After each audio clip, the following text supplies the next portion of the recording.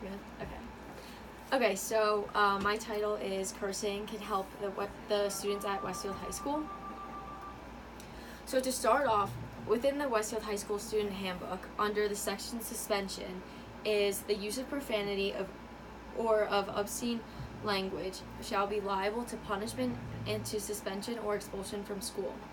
And under the section of cause for suspension or expulsion is the use of profanity. So, CORE is social and emotional learning that enhances students' capacity to integrate skills, attitudes, and behavior to deal effectively with daily tasks and challenges within the school environment.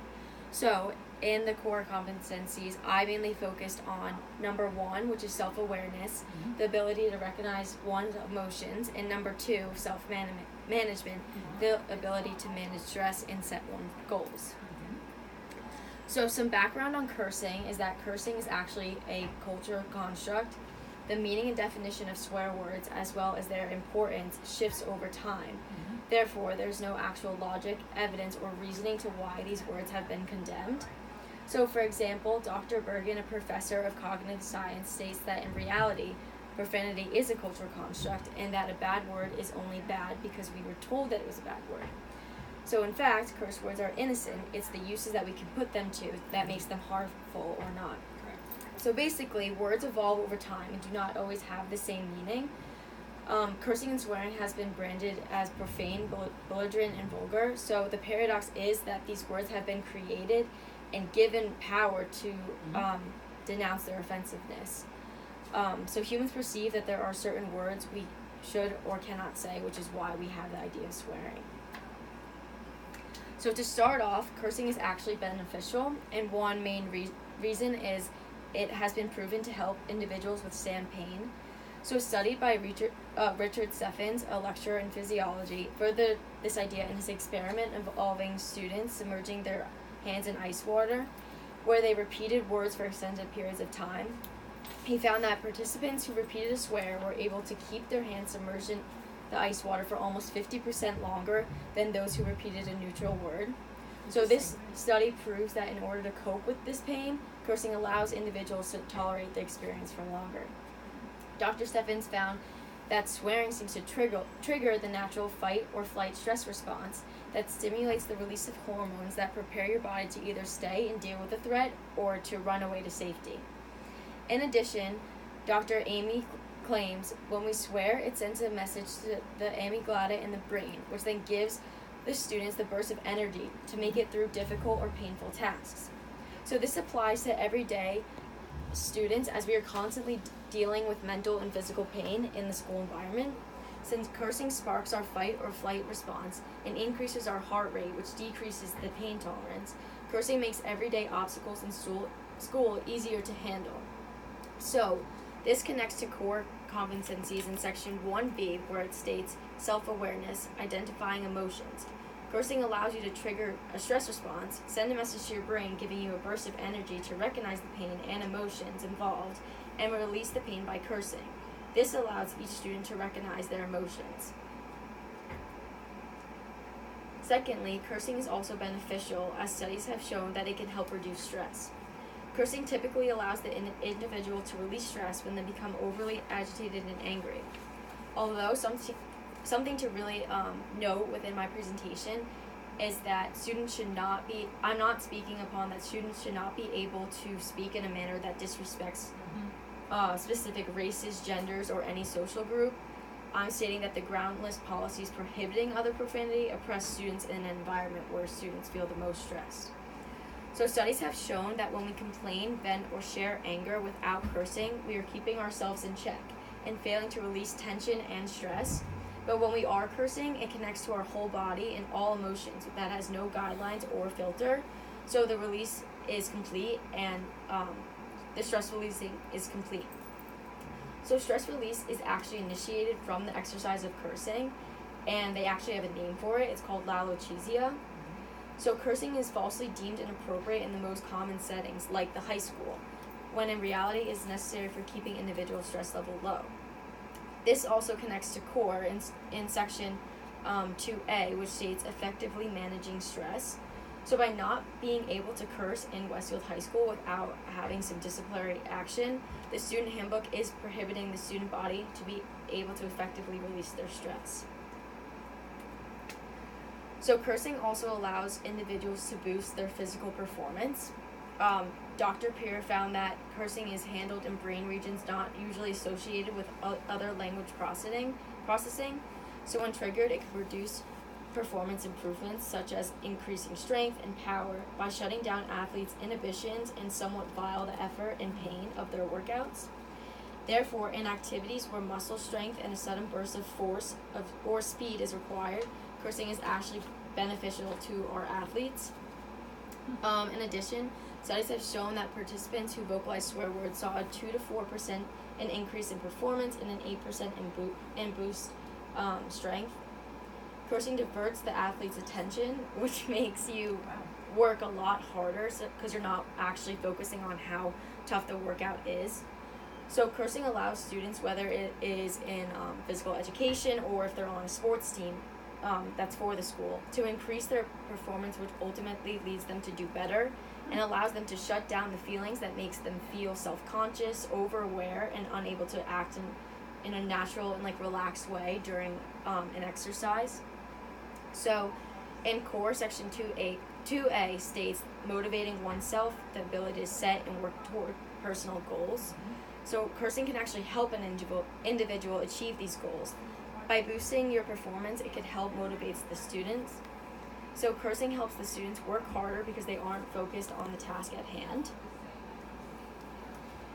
And lastly, we have individuals who curse are actually more honest and authentic. So clinical therapist Amy Deacon explains that cursing can make you appear more genuine.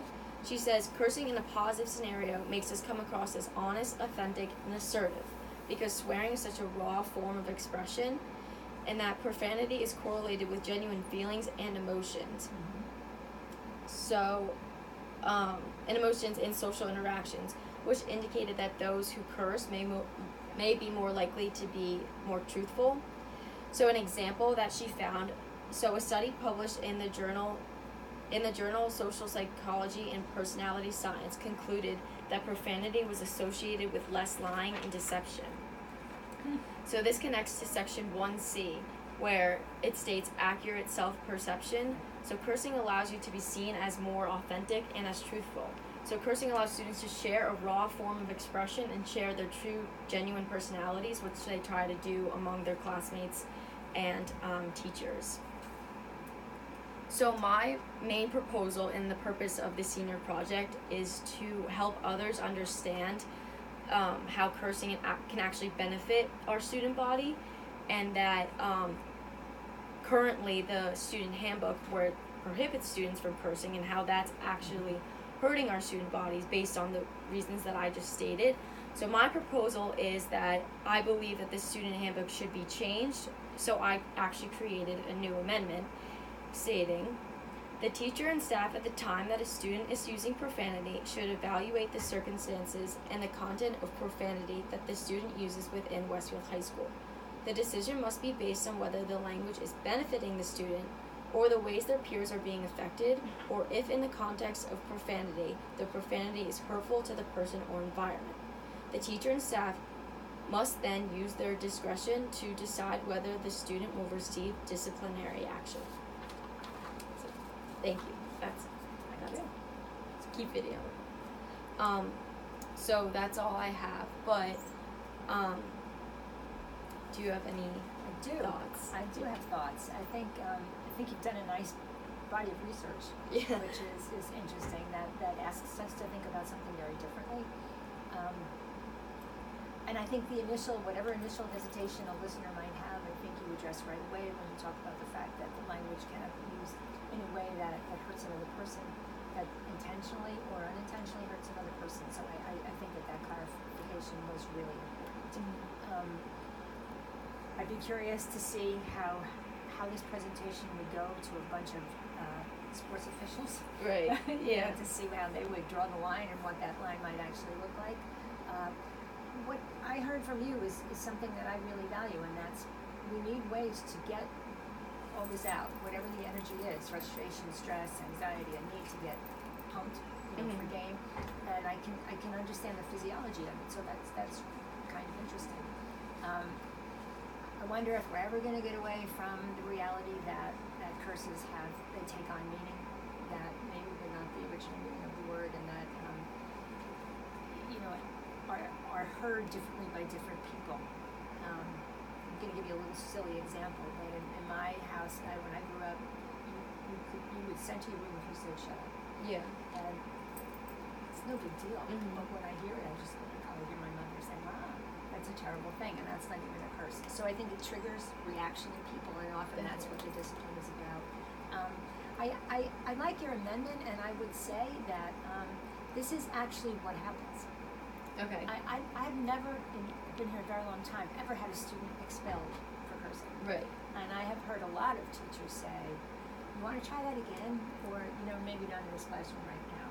Or I've seen a lot of that. So I think that we do understand that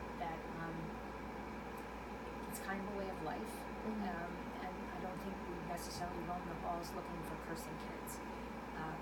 I think we have to be really careful right now. I think we have in the school where you have this crazy but important HIB law that always be aware of your audience, right, whether you mean it or not. So, but I think you've addressed that. I think you've really listened to that. Do you think the student handbook is outdated?